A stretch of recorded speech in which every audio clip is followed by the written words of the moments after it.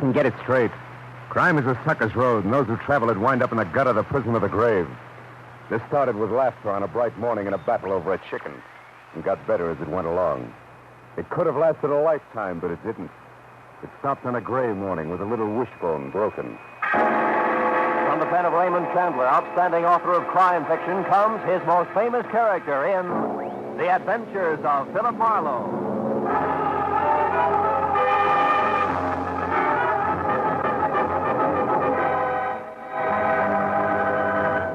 Now, with Gerald Moore starred as Philip Marlowe, we bring you tonight's exciting story, The Little Wishbone.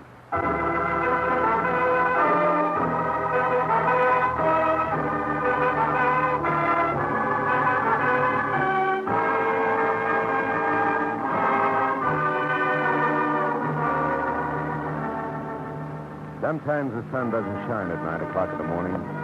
Sometimes everything's just gray. The sky, the buildings, the streets, the faces going by, gray in a man's mind.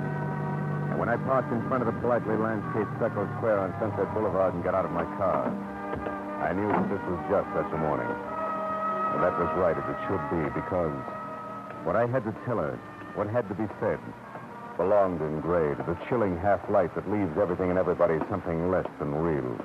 To the half-light that may be a moment before birth, and maybe a moment after death. Yes, sir? I'd like to see Miss Jones. Miss Cordelia Jones, please. I called. My name is Philip Marlowe. Oh, yes, Mr. Marlowe. I'm Mr. Early. Come in, please.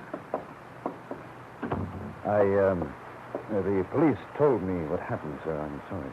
Yeah, thanks. May I see you now, please? Yes, of course. It's the last door down on the right-hand side. This way, Mr. Marlowe.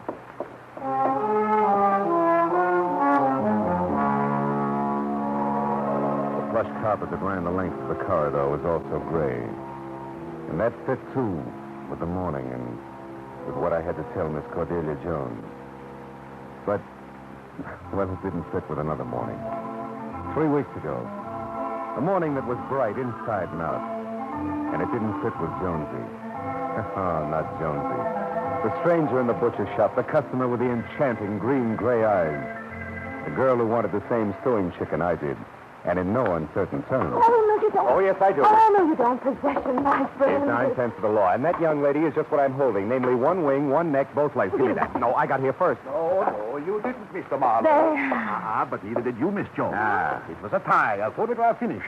Now, who really needs this scrawny little bird the most? Me. No, I do. I'm the one who But needs... not all talking together. Now, you first, Miss Jones. I'll be the judge. Fair enough, Mr. Schwartz. Your Honor, early this morning I was inspired. Yeah. I woke up thinking about chicken cacciatore. Chicken cacciatore. What do you think I was thinking about? I was thinking about... No, no interruptions now. Now, young lady, you woke up thinking about chicken cacciatore. Well, go ahead, Mikey. Well, that's it. For chicken cacciatore, you need chicken, and since I cook for one, I need a small chicken. End of testimony. Aha. And you, Mr. Marlowe? The same, Judge. Honest to goodness. For inspiration, do I also cook for one? No, ma'am? Not even spoken for. You? Well, good. Then that does it. What does what? Solves the problem. Tonight, you have dinner together. Oh, no, we couldn't. We don't even know each other. Why, this Mr... What's your name again? Marlowe, Phil Marlowe. What's yours? Jones, Cordelia Jones. But don't dare use the first part I answered as Jones. Oh, there. Now you know each other. Well? Suits me. Jonesy? Oh, no, 6100 North Carolina. 8 o'clock. Don't be late, and send the bird out, please, Mr. Forth. Yeah. Goodbye. Goodbye. Mr. Marlowe, Yes, Mr. Schwartz. you can put the chicken down now. We are the only ones in the shop.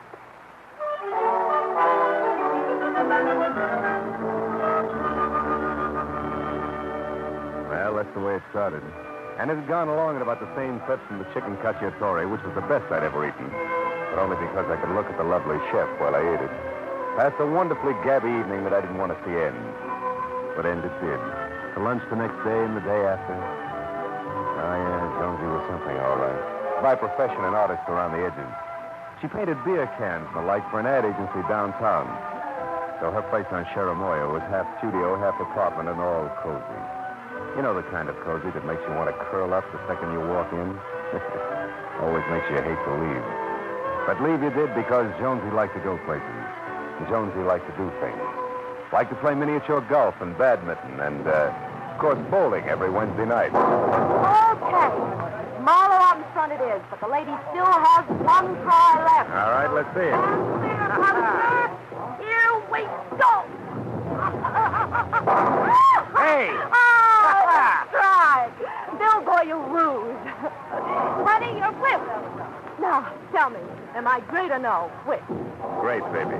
Real great.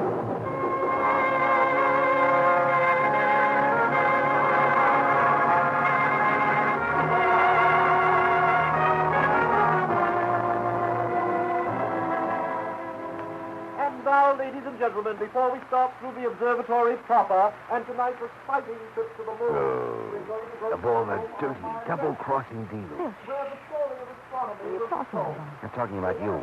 You call my office. Phil, dear, tonight. You say, let's just look at the moon. Are you silly? Expect Mulholland Drive? You bet I expected Mulholland Drive. Yeah, park car and all. Oh, come on, Jonesy. We can still get out of here. You. Have you two quite finished your little chat? Quite. Excuse us. We're sorry. We'll be very quiet, we promise. Take care. You will be told. Come on, Phil. You better stay with the others. Okay, we'll stay with... Something breaking you up, Junior? Yeah. Young love, my friend. Always does. Now, excuse me, but I don't think I care to listen to a charming guide anymore.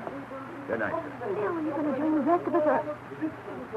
Phil, that man going to the door there. Yeah? Who is he? What did he say to you? But he was leaving, but young love always broke him up. Why? Because I don't know. I guess I thought he was somebody else. Well, come on. This guy's great. Peach. Wouldn't miss him for a world. Or the moon over Mulholland Drive. Phil, be tactful, boy. Lady appreciates it. Most people try. Come on.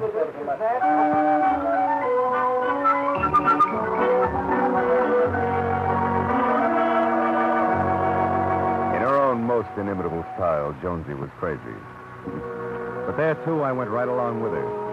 Because in those 3 weeks, I passed up a half a dozen jobs for every one I took. Never stuck my chin out very far when I did go to work, and all in all, tried my best not to behave like the high school sophomore who suddenly realized that spring can mean something more important than baseball. We were at her place one night. The evening's plans had called for me to sit as a model, from the wrist down exclusively. All I had to do was hold a bottle of Johnny Walker in the pouring position while she sketched it. But I just couldn't get with things. Phil, you're fidgeting again. Yeah, and I'm not going to get any steadier. How much longer, Jonesy? A minute. Just don't think about it. What about tomorrow? Sunday. What do we plan? Loads of them. Give. What happens first? I come over here. It's breakfast, no doubt. Mm-hmm. And after hot cakes, bacon and eggs, coffee, and lots of cigarettes, we You can, haven't skipped anything. Huh? Oh, yeah. Well, come to think of it, I have. Grapefruit broiled. We'll start with that. Then the eggs basted, Oh, and then... impossible. I'm helpless. What next? After you've gorged yourself, I mean. Yeah, well, after I've gorged, we'll get in my car and take a ride. Say, Laguna Beach? Oh, no, not that, Phil. Not Laguna. You what? What is it, Jonesy? What's wrong with Laguna? Nothing, Phil. Oh, it's just that I don't like it there. It's an artist colony, you know. Go ahead. And it's where I couldn't make a go of it once. I'd rather not go back. I'd rather go someplace else. Anyplace. All right? Sure. Yeah, I thought it was something more serious, Jonesy. I mean, not that your work doesn't count, You're but... a detective without office hours, huh? Yeah, I guess so. Do I go back to the bottle bar? Uh-uh. You don't move an inch down. Unless it's close. Phil? Hey, give me that stuff. Pencils, board, paper, all of it. We'll put it over here, and I... Oh, you caught my arm press. Oh, I'm sorry. Nervous, huh? Yeah. Oh, no damage done. I don't think. Glad it wasn't your watch. Catch broken. Mm-hmm. Hey, baby, it's kind of cute. Miniature ice skates, huh? For my kid brother. Oh. I think we were going to be a great skating team when we grew up. Really? And the four-leaf clover? Oh, well-wisher. Way back at college. A girl. Mm-hmm. Hey, kid, pair of hearts entwined. How about that? Oh, so back at college and none of your business. Okay. And this ring? Here, where the piece is broken off near the chain. What was that? Well, It was a wishbone. Gold when I lost it. Here, put the bracelet on my wrist, please. I just remembered I got to finish this sketch. It's due first thing Monday morning. You mind? You mean I got to pose some more? No, thanks, Phil. I can finish it alone. I'll look for you tomorrow morning at 10. All right? All right. Good night, Jonesy.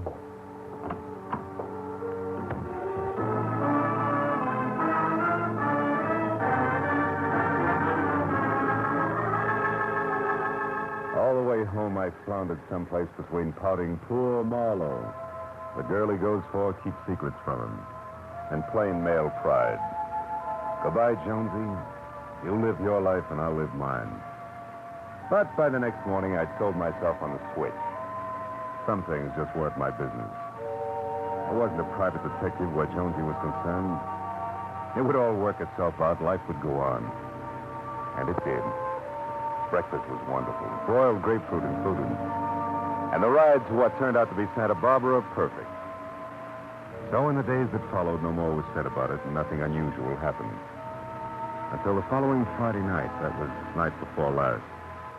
We were at a square dance at a local Daughters of Something or Other lodge.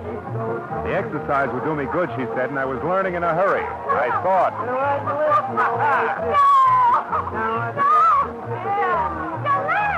You laughed!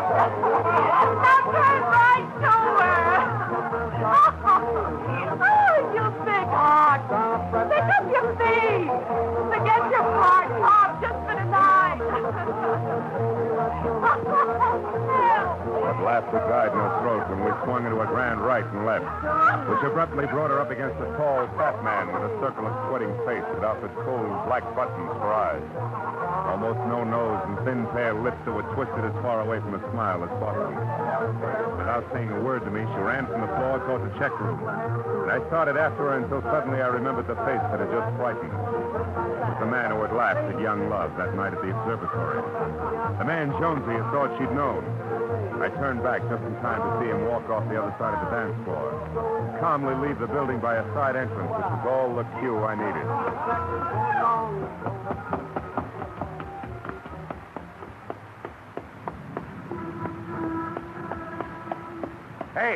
Hey, you, hold it. I want to talk to you. you want to talk to me? Yeah, who are you, friend? And let's not bother with the routine we played at the observatory. Oh, yes, I remember you now. Good. What else do you remember? Come on, the girl in there. I want answers, mistress. They mean a lot to me. Yes, so I see. So you saw before, now start talking. All right. That's just what I planned to do. You can tell her that for me. And also remind her that I was on the corner of 3rd and Oak, too, on Armistice Day. 3rd and Oak, in Laguna Beach. Laguna Beach? Yes. And if you don't mind, give her this, will you? Gold wishbone. That charm. Uh-huh. A charm that can't miss for me because both ends are in my hands, see? So when I pull it apart, as I make my wish, I can't lose. There. Now the pieces, Mr. Big Talk. Return them to the lady and tell her that I'll be heard from again. Good night. Good night. Yeah. You'll hear from me again, too.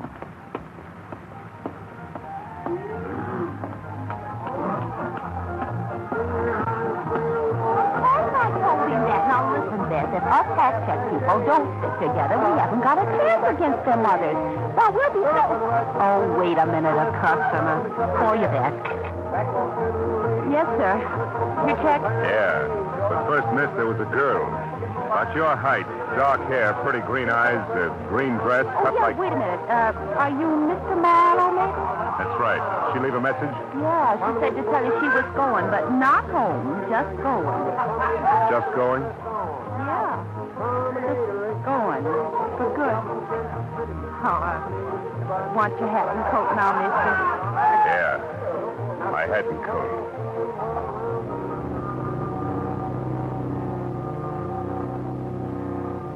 Jonesy was gone. With no other word than that. And she wasn't coming back. I spent what was left of the night looking for her, checking from one place to another, but it was no good. And the next morning early, when I tried once more at a studio apartment, all I found out was that she'd never returned. I decided there was one place left to look. A street corner in Laguna where over a month ago something had happened that wouldn't lie still. I got in my car and headed south, and all the way down for once the Pacific surf looked cold and hostile. And the dreary desolation that hits all beach resorts out of season had settled on Laguna like a sick hangover. I finally found the intersection of 3rd and Oak. It was 2 sleepy drugstores, a dying bar, and a pottery stand closed for the winter. Nothing else. The only sign of life was a black-sweated old man on a bench, whittling listlessly at a piece of gnarled gray driftwood that matched his hands to perfection. It looked as though he'd been there for 20 years. So I decided to give him a try. What's that you say, young fellow? I said things are pretty dull around here, huh, Pop? I don't know. Generally, something happening. People come, people go. Like you. They all got things on their mind. Uh-huh. They ought to come and go more often, Pop. You picked a dead corner, huh? Dead? Well, I don't know about that now. Seems like this corner gets a good share of life. Oh? I'll bet you nothing's happened on this corner in the last 6 months worth talking about. You're wrong, son. It's run the gamut. For instance, last August, a baby was born over in front of the drugstore there in a taxi. Mrs. Wright, Gail Wright it was. Old Si Lemley, the druggist, delivered. Fine job, too, an 8-pound boy. And, on the other end of life? Yeah, that too. A fellow named Peters. He was a kind of belated war casualty, you might say. How do you mean? Well, he went through the First World War without a scratch, and then he got himself killed by a hit-and-run driver right over there in front of the tavern, and it happened just a month ago. On Armistice Day. Hit and run. A man dead. Yeah, about 2 o'clock in the morning, they say. To this day, they haven't caught up with the driver. Say, what's the matter, son? You're white as a sheet. I felt like I'd been hit hard below the belt. I don't remember what I told the old man. All I could think of was Jonesy on Armistice Day. A hit-and-run death and a slimy maggot breaking a wishbone charm between fat fingers. But my next step was mechanical. I started checking rooming houses that catered strictly to artists, and the 3rd one paid off. More than I expected. Cordelia. Yes, I remember Cordelia. Come in. Thanks. And she did have a room here, Mrs. Winkle. Yes, she did. Now, what was it about Cordelia, Mr. Marlowe? Well, I'm a friend of hers, Mrs. Winkle, a good friend. I'm trying to locate her. I see. Well, Cordelia left quite suddenly in the middle of the night, Mr. Marlowe. Left a half-finished canvas behind, too. Beautiful thing. Yes, sometimes artists have to spread their wings and fly. Even in the middle of the night? Ah, yes. I used to myself when I was younger, heaven knows. Tell me, Mr. Marlowe, is anything wrong about Cordelia? Why do you ask that, Mrs. Winkle? Because the morning after she left, it was Armistice Day, I think. A man came here asking about her. A fat man. Did you know him? No, and from what I read in his face, I don't think I'd like to. Look, Mrs. Winkle, I got to find out all I can about that guy right away. He means trouble for Jonesy, Cordelia. You see, well, what I mean is... Don't bother explaining. I think I understand. As it turned out, this fellow used the telephone while he was here. His name is, let me think now. Orland, something weak and sniveling like Begley. That's it. Orland Begley. He made a reservation at the Beekman Plaza Hotel in Hollywood. Begley, Beekman Plaza, huh? Mm-hmm. Okay, now look, did you tell him anything about Jonesy leaving like she did? Oh, goodness, no. I said she planned on leaving. I even told him what we had for breakfast. He just smiled. It was dirty. Then he went away. That's all I know. Mm-hmm. Thanks, Mrs. Winkle. Thanks a lot. Good luck, Mr. Marlowe.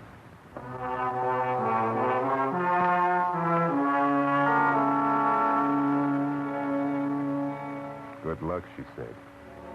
Sure.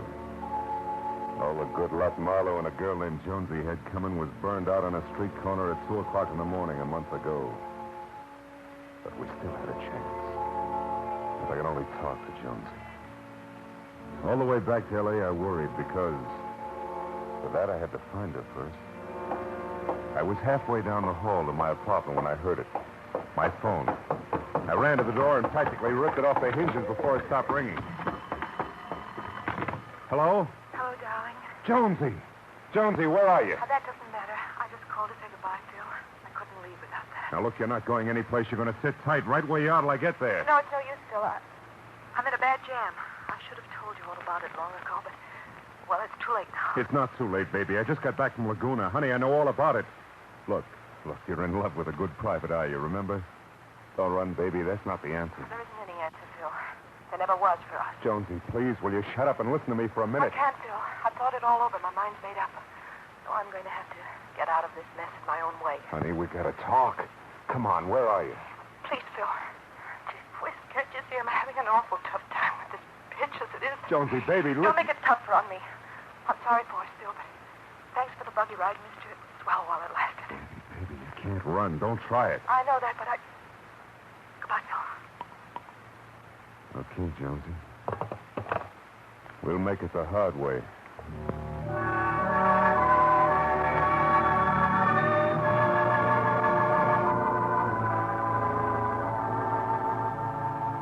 Since I couldn't stop Jonesy from running, I figured I could at least stop the guy who was chasing her.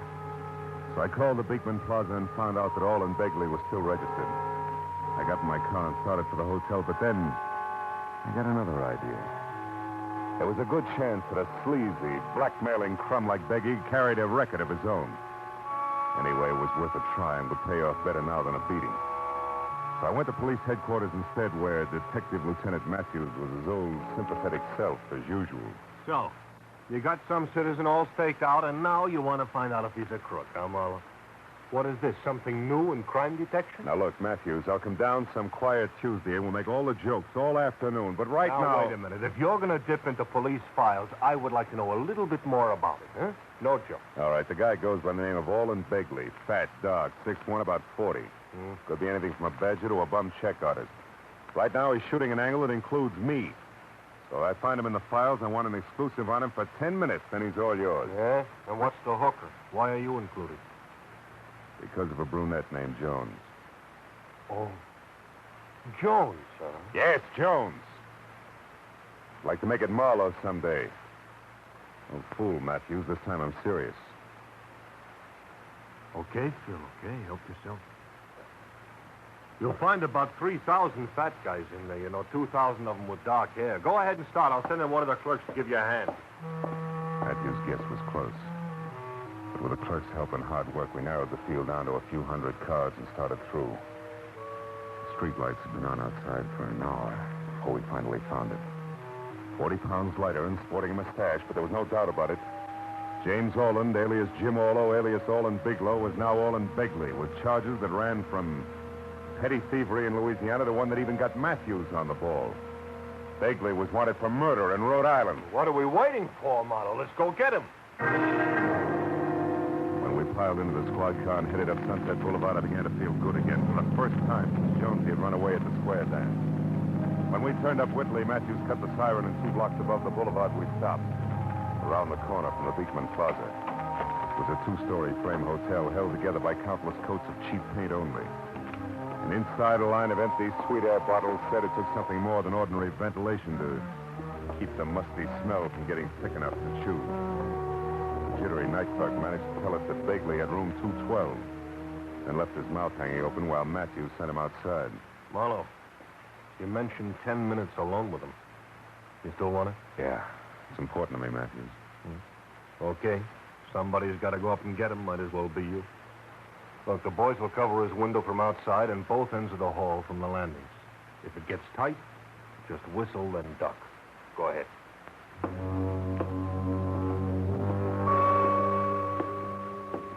I went upstairs to the second floor where the only light was a red bulb at the far end of the hall marked fire exit. Just then, midway down, I saw a figure backing out of a door. A fat figure who was having trouble with the lock. He turned, took 3 fast steps toward me before he realized I was there. It was All in Begley. When he saw me, he stopped and began slowly backing up. You, what do you want? What are you doing here? Where is she, Begley? I don't know. She went out, I guess.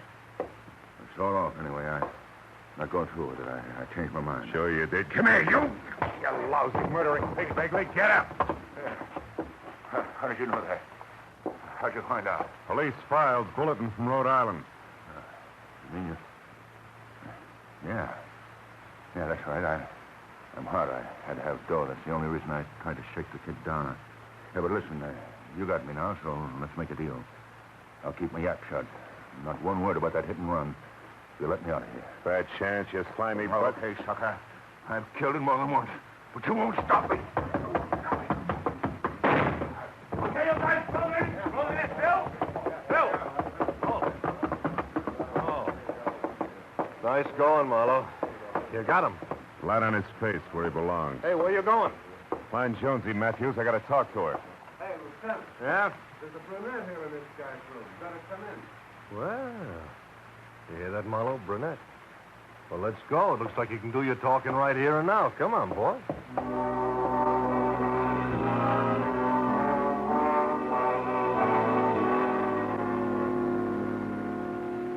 I went along with Matthews, all right.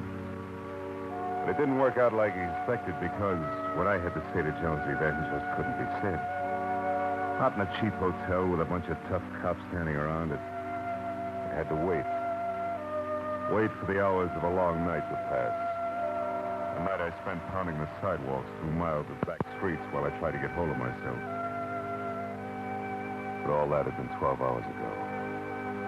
Now it was morning. Now I could look at her again. Yeah, now as I followed Mr. Early down the gray carpeted hall to a door, I figured I could tell Jonesy all I wanted to say. She's here, Mr. Marlowe. In here. Thanks.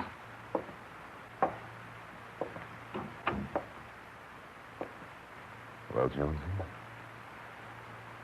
I guess you didn't understand that when two people are in love, they share everything. You didn't give me a chance, Jonesy. You see, I found out Begley was a killer after you'd already gone to his hotel to get him. You crazy kid. You should have trusted me, Jonesy. Played it straight. Because no matter how you add it up, we had something worth waiting for. Well, as you said, thanks for the buggy ride, baby. It was great. Oh, here's your little charm. Wishbone. Sorry it's broken.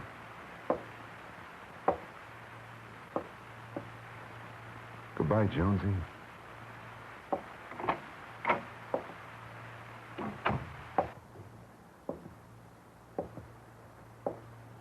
Is there anything else I can do to help, Mr. Marlowe? No. Nothing. Thanks. Good day, sir.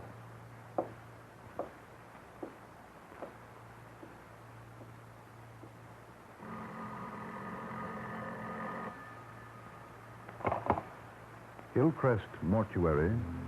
Mr. Early is speaking.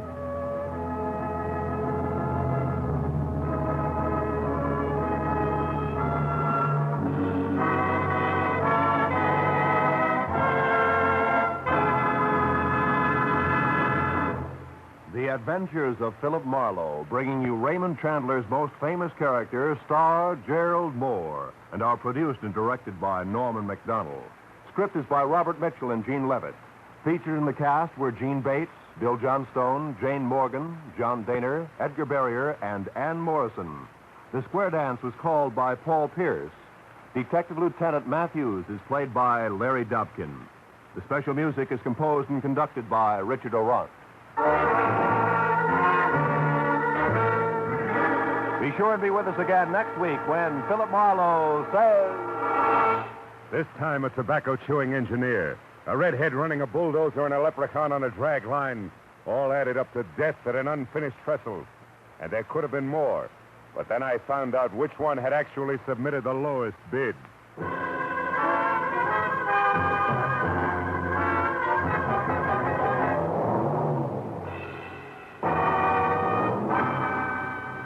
The Adventures of Philip Marlowe, starring Gerald Moore, comes to you every Saturday evening at this same time, transcribed. For the